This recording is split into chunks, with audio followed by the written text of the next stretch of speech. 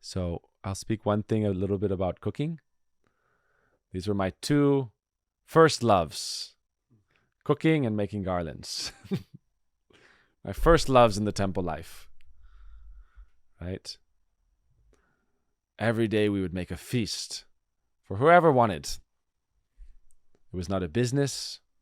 There was no fee. There was no specific reason why to make so many nice things.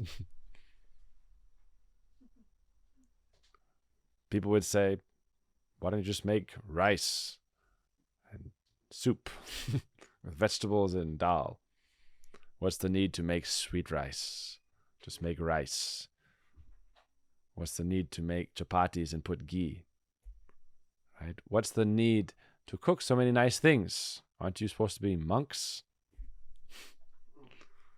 So I would say in this age, dry renunciation or renunciation of activity is not recommended.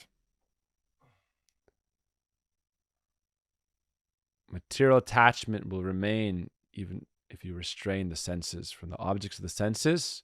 Therefore, Krishna prescribes in the Bhagavad Gita, he recommends that we develop a higher taste.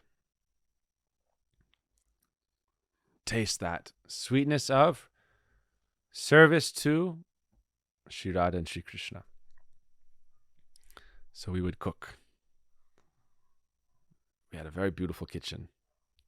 It's a small room, a small kitchen, but a big fire pit. Why? How are you going to cook for hundreds of people without a big fire pit? So we would cook with wood, right? Big fire pits, each the size of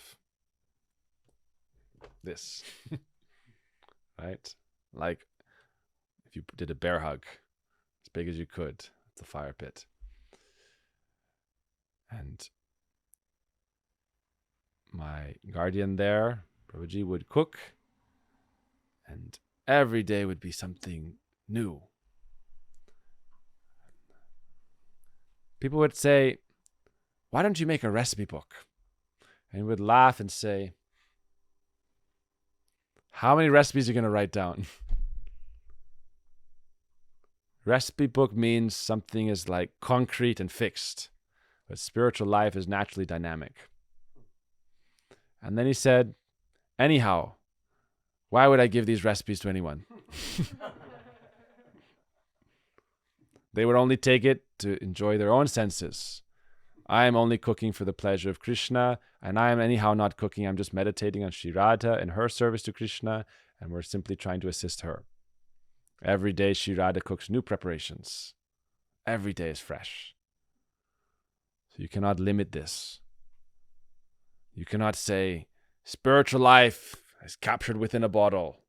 Spiritual life is captured within a book. This is it, A to Z, finished. That's why people ask us, why so many books? I say, really a book is just like a talisman that you can, grabs you and pulls you. But when you enter within living spiritual traditions, then it's always alive. It's always fresh. It's always dynamic.